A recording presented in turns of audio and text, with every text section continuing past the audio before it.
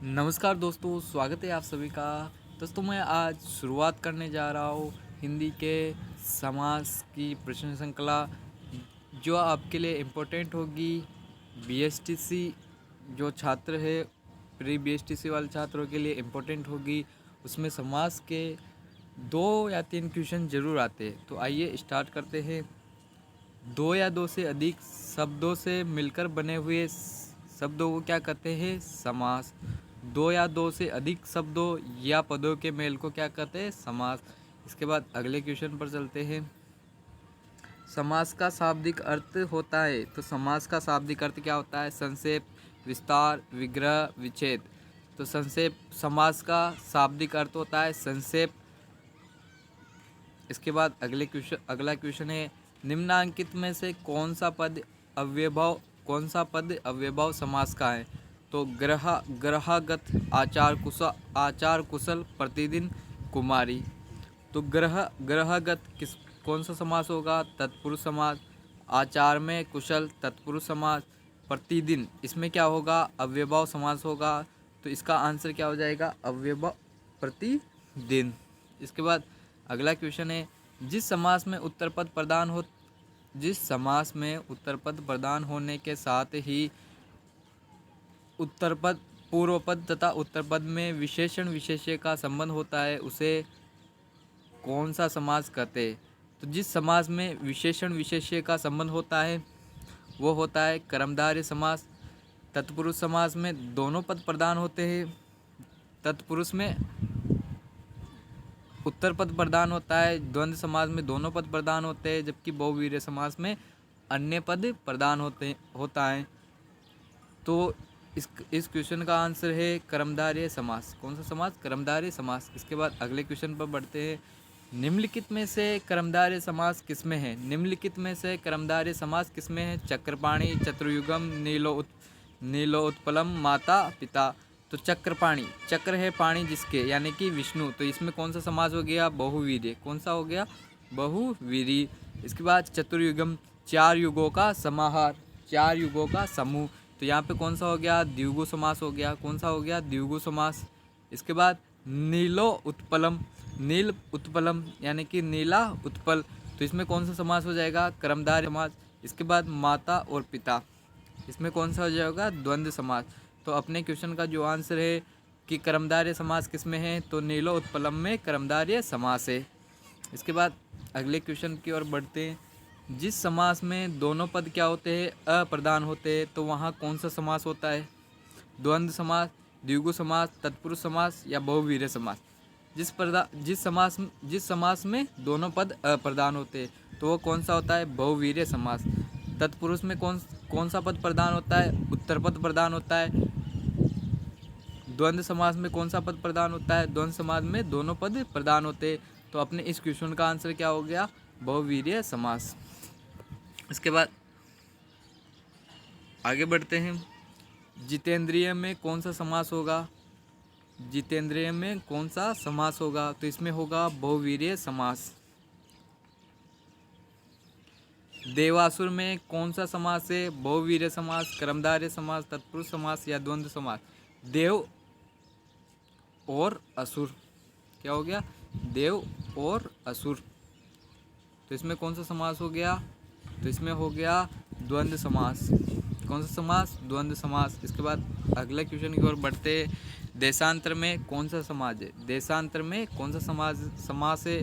बहुवीर्य, द्विगु, तत्पुरुष, कर्मधारय। तो देशांतर में कर्मधारय समास होता है। कौन सा समास होता है? कर्मधारय समास होता है। इसके बाद अगला क्वेश्चन, दीनानाथ में कौन सा समास है? दीनानाथ में कौन सा समास है? तो दीनानाथ में कर्मधारय समास है, बहुवीर्य समास है, द्विगु समास है या फिर द्वंद्व समास है। तो दीनानाथ में कर्मधारय समास है।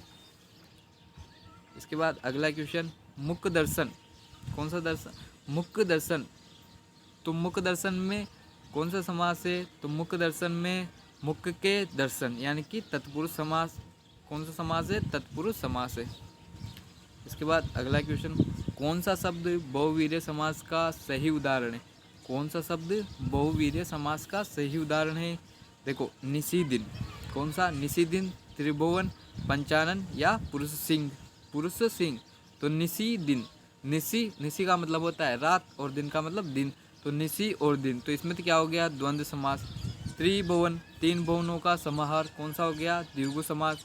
पंचानन, पांच आनन है जिसके, पांच आनन है जिसके, तो इसमें कौन सा हो जाएगा बहुवीर्य समास हो जाएगा। पुरुष सिंह, पुरुष सिंह, तो इसमें कौन सा हो जाएगा कर्मधारय समास हो जाएगा। इसके बाद अगले क्वेश्चन की ओर बढ़ते हैं। निशाचर, निशाचर, तो इसमें कौन सा समास होगा निशाचर, मतलब क्या अव्ययभाव समास होगा, कर्मधारय समास होगा, नेक तत्पुरुष समास होगा या फिर बहुवीर्य समास होगा। तो निशाचर, निशाचर किसके लिए होगा, निशाचर क्या होते हैं राक्षस होते हैं, तो इसके लिए कौन सा समास होगा बहुवीर्य समास होगा। इसके बाद अगला क्वेश्चन की ओर बढ़ते। चौराहा, चौराहा में कौन सा समास है, चौराहा में कौन सा समास है बहुवीर्य तत्पुरुष अव्ययभाव समास द्विगु समास। तो यहाँ पे क्या दे रहा है पहला पद क्या है संख्यावाची, चार राहों का समाहार, तो कौन सा हो गया द्विगु समास।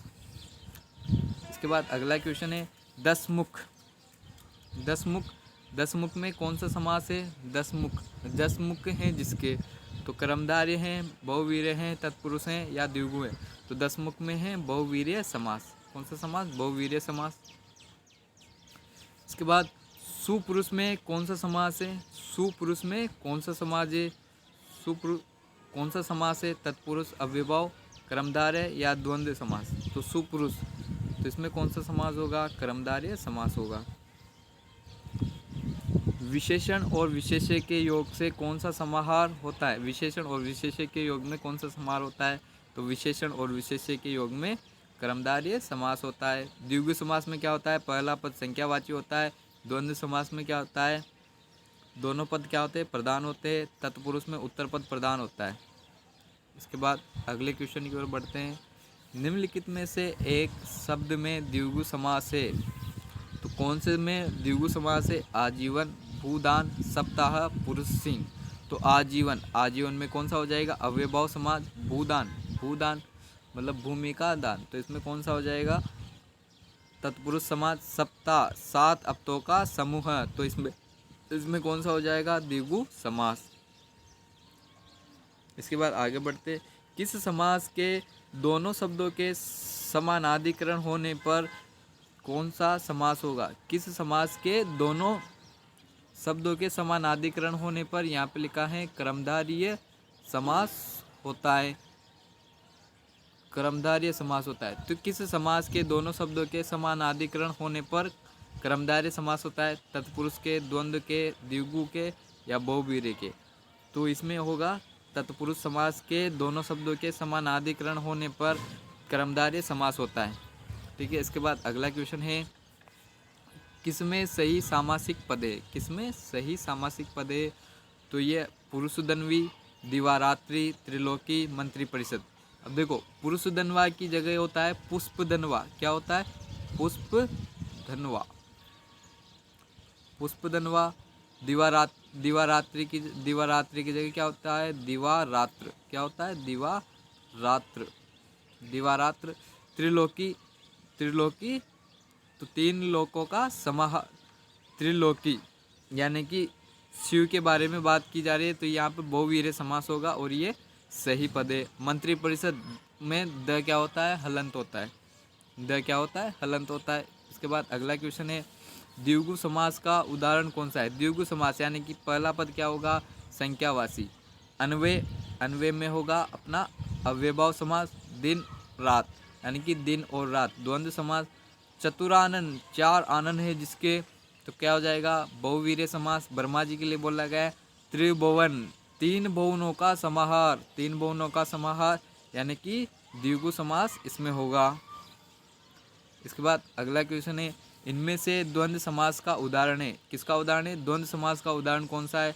पीताम्बर, पीला अंबर है जिसके, तो इसमें या तो बहुवीर्य समास होगा या फिर कर्मधारय समास होगा। नेत्रहीन, नेत्रहीन तो नेत्र से हीन। चौराया, तो चौराया में चार राहों का समाहार, तो यहाँ पे कौन सा आ जाएगा द्वंद्व समास, द्वंद्व नहीं द्विगु समास, यहाँ पे द्विगु समास हो जाएगा। इसके बाद रुपया, पैसा आदि। तो रुपया, पैसा आदि, तो यहाँ पे कौन सा समास हो जाएगा? द्वंद्व समास।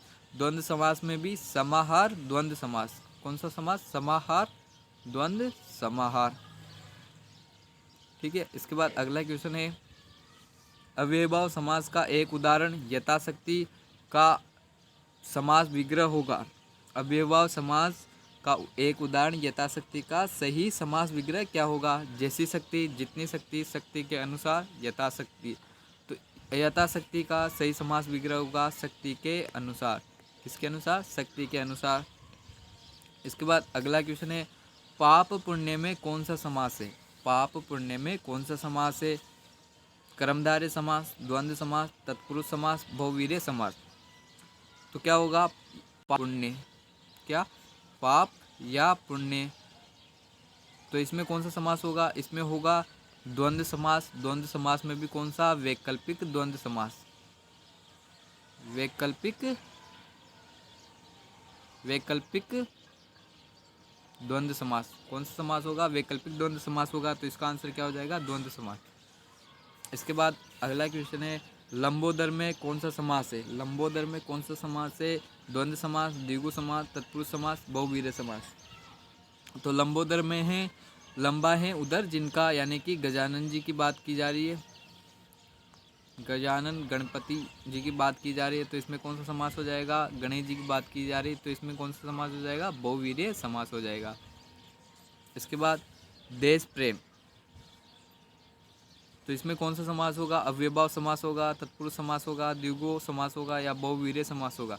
तो इसमें क्या होगा? देश के लिए प्रेम। तो क्या हो जाएगा? तत्पुरुष समास। देश के लिए प्रेम, तत्पुरुष समास। इसके बाद अगला क्वेश्चन है, परमेश्वर में कौन सा समास होगा? परमेश्वर में कौन सा समास होगा?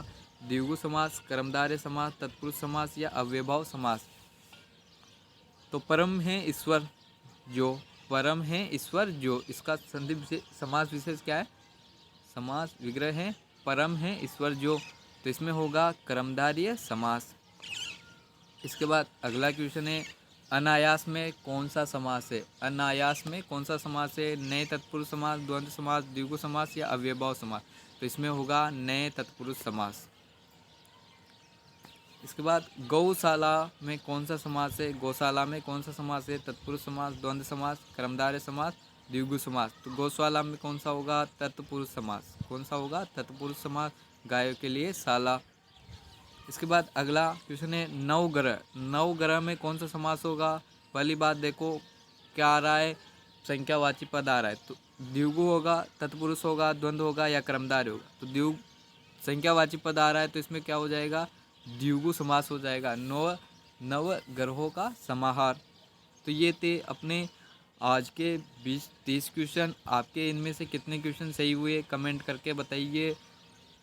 और अगर आपको वीडियो अच्छा लगे तो इसे लाइक करें, शेयर करें, और कमेंट करके अपना आंसर ज़रूर बताएं। Thank you.